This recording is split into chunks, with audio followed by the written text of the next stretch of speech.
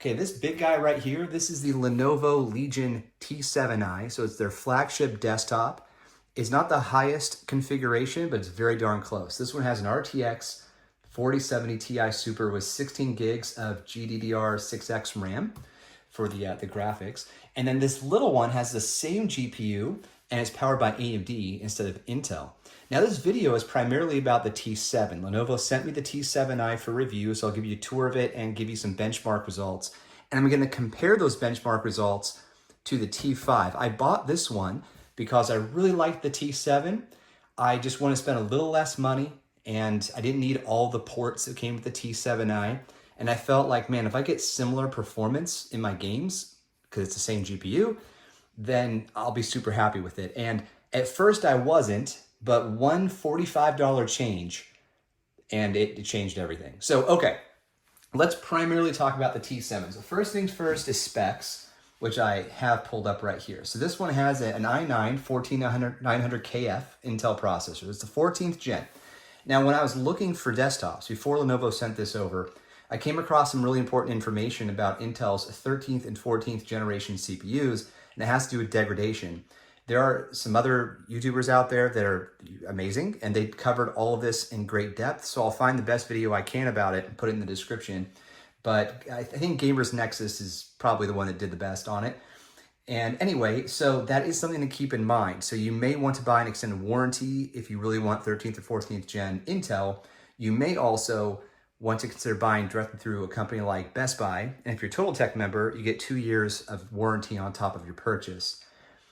What I ended up doing though, I went with AMD primarily because of that degradation issue. Also, I saved a bunch of money by going with S-Spec. But again, this is really about the big guy here.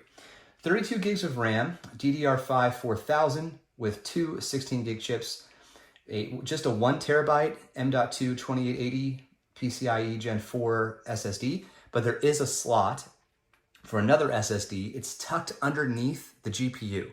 So if you're going to put in another M.2, you have to get through the GPU. I haven't done it yet myself, but I plan to on my T5. I just want to make sure that I know what I'm doing. I've built a ton of PCs, like probably 100 in my life, so I used to do them for a living, but it's been a long time, and this thing is tight. I'll show you. We'll get to it. An 850 watt power supply. Another thing that I came across is that some of these Legion towers use a 500 watt power supply, which is fine if you have something like a 4060 in there, but those power supplies apparently are not very good. So far, I haven't had it for very long, but both these have the 850 and they're doing great, no problems. And I've read the 850 are perfectly fine. Also, this is liquid cooled on the CPU and there's a ton of fans and a ton of RGB. I gotta tell you, the fans are the reason I was disappointed with the T5 at first. Okay, let's just jump into that now because I'm dying to tell you guys about it. Okay, so in order to fully explain the fan situation, I need to give you some benchmarks. So with the T7i, playing Diablo 4 with no scaling like DLSS on ultra high quality, no ray tracing, I was getting 100 to 104 frames per second. So very tight and consistent with 1440p ultra wide. On the T5, same settings, of course, 60 to 80. So a wider spread and just not as good of an experience. Much lower frames than I expected. 40% lower at the low end. So I was really disappointed about that. Dead Space, the remake, 139 to 165 versus 132 to 153. And then Cyberpunk, 87 to 120 versus 87 to 101. So, it's not a huge surprise that the T7i is outperforming the T5. It's bigger, there's more room for cooling, and you have a more powerful CPU in the i9 versus the Ryzen 7 that's in the T5. But I really thought with the GPUs being identical and the RAM being identical, that it'd be much closer than this. So then I started looking closer to figure out why this could be the case. And that's when I noticed that the T5 does not come with two fans on the top to bring air out of the desktop. So I didn't have any kind of measurements going on. I just thought, you know what? I got a good deal on this tower. I'm gonna spend 45 bucks and buy 2 more fans. So I bought a pair of thermal takes off of Best Buy, threw them in, and everything improved tremendously.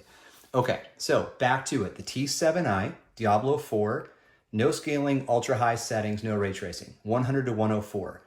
The T5 with the fans in place improved from 60 to 80 to 80 to 111. So it's still a wide amount, but much higher on the low and the high end. Dead Space, the remake from 2000 something. I can't remember when that was, but great game. On the T7, 139 to 165. On the T5, it jumped from 132 to 153 to 126 to 169. So lower on the low end, but a lot higher on the high end. And that's with DLSS quality and ultra settings. And then Cyberpunk with DLSS quality with ray tracing on, 87 to 120, 87 to 101. And then with the fans, it jumped from 87 to 101 to 91 to 117. I wish I knew how to do better testing, like to give you, for example, here are the temperatures of the GPU and the CPU at the time. Then I put in the fans, give you the temperatures again. The truth is, while I probably could pull that off, that's not really what my channel is all about. And there are channels out there that if I tried to do that kind of stuff, I would look like a fool because they're way better than me at that kind of stuff. Okay, so let's get into the nitty gritty. Now, in order to add those, yes, I'm sitting like this. In order to add those fans to the top, when you remove the side panel, which I'll show you in a moment, you then have to pop off this black grill. And it was a pain in the butt to pull that off. There are, let's see, 1, 2, 3, 6. So I think there are 8 tabs I had to pull. And I felt like once I pulled the bottom, well, you can't see what I'm doing here. Back here, once I pulled that tab off, it became easier to pull out the rest. But the entire time, I thought I was gonna break those tabs. And this thing is plastic. So it's the kind of plastic where if you break a tab, you're probably gonna drive a major crack through the entire thing. I don't know that for sure, but anyhow, I didn't want to risk it. So the T5, after you take that out, you screw the fans in from the backside and you put it back on, and that improved the temperatures quite a bit. But here's the thing, this is way tighter than the T7i because it's so much smaller. It's a lot smaller, which I actually prefer. So I'm glad I bought this one, especially with performance being so similar, but the price difference being so much more. The T5, by the way, it retails for $2,300, so $500-600 less than the T7i. They both get sales. Lenovo is unbelievable at sales. So, you're not going to pay full retail unless you're in a hurry. I suppose you're impatient and it's bad timing for you. But those are the key differences, okay? It's the CPU and the size. The build quality is the same. They're metal and plastic together, but with the T7, you do get more ports. So on the front here, we have 4 USB-A ports, 3.2, and then your headphone audio jack separately and your power button. So the T5 is only going to have 2, but on the back, it's all the same. And for me, that works perfectly. I love this grill. It's very cool. It is plastic, but if they made this metal, it would definitely look cooler, but it would be a lot heavier. So I'm okay with it being plastic. The RGB fans will show through the front and through the top. I think this, I don't know if there's a reason for this pad here. It's not like it's a wireless charger or anything. That'd be kind of wild, but it's maybe just purely aesthetic. All right, so let's take a look at this. So removing these back screws is very bizarre. Like I've mentioned, I've built a lot of PCs. I appreciate that you have the little rib here so you can pull it with your fingers. You don't have to use a screwdriver after you've taken it out the first time in my experience, but it's very wobbly. So it does this a lot as you're unscrewing it and screwing it. So just be aware of that. And I did loosen them quite a bit before I started the video. Okay, glass comes out. Nice heavy duty glass. And now you can't see my reflection anymore. Inside, we have our liquid-cooled CPU. This does RGB up. You have your massive 4070 Ti Super. Underneath this is another M.2 slot. It's empty. Here you have the installed factory shipped M.2. You have your 2 RAM sticks, and there are 2 more slots available. That is also true on the T5. The key difference on the inside is that there's way more space to work with. This is a taller unit and a slightly deeper unit, and that is very much appreciated. Inside of here, we have more fans, and then there's another fan here. And I mentioned there are 2 fans in the top, and those are gonna suck the hot air out because heat rises, so it just kind of helps it out. And that's what made such a big difference for me on the T5. To get to the M.2 that's underneath this, I don't even know if I can show it to you on this video. Oh my goodness. Yeah, okay. So, my bad, I misspoke. You can get to it, look at that. Okay, this is up on my foot. You can get to it without removing the GPU. That is not true on the T5. The T5, absolutely 100%, you'll have to remove the GPU to get to the M.2 slot. So I apologize. Good news, you do not have to remove your GPU. All right. Finally, let me show you the back. More ports. There we go. So more USB 3.2 ports, USB-A, and a USB-C port. It is not Thunderbolt. Now, I have a Thunderbolt, and you know what all this stuff is. So I do have a Thunderbolt hub that I use, Thunderbolt 4, with my laptops, multiple.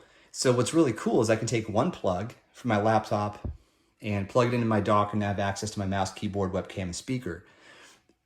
What I was really disappointed, I plugged that USB-C into here, and even though it's 3.2, it wouldn't detect anything. So I grabbed a USB-A to USB-C cable, and I plugged the USB-A version aside into technically the top port, and then plugged the USB-C side into my dock. Totally worked. I have access to all that stuff. I don't need high bandwidth for anything in this situation. It's just mouse, keyboard, speaker, and webcam. I don't need the monitor or anything because I have that connected through DisplayPort. Beautiful. Okay, I know I covered a lot here, and I did it somewhat disorganized, but the key takeaways is that Lenovo has 2 different sizes to choose from, the T5 and the T7. And if you want to go AMD, you have to go T5, but that does protect you from the possible quality degradation on the Intel 13th and 14th gen CPUs. The T5 is going to be harder to work with because it's so much smaller.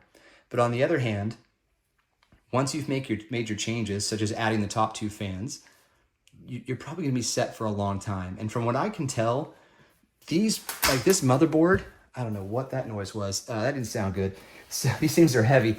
So this motherboard, while it is Lenovo branded, it looks like a standard ATX size to me. And you saw the ports at the back end. That looks like a standard ATX setup.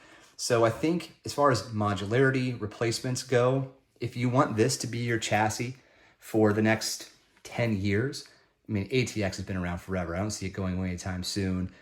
You should be able to replace parts as needed and continue to upgrade your PC. So wait for a sale. Take advantage of Lenovo's awesome sales. And if you're looking for a desktop, I do recommend these. Please keep in mind, I do not have access to other manufacturers' desktops to test. I bought a desktop to compare it to the one they sent me that has to go back, but I can't go around buying more desktops. There are a number of great sites that do that for you, or YouTube channels. So feel free to explore those. Okay, thanks for watching. And there's an article in the description with a little more detail. Thank you. Bye-bye.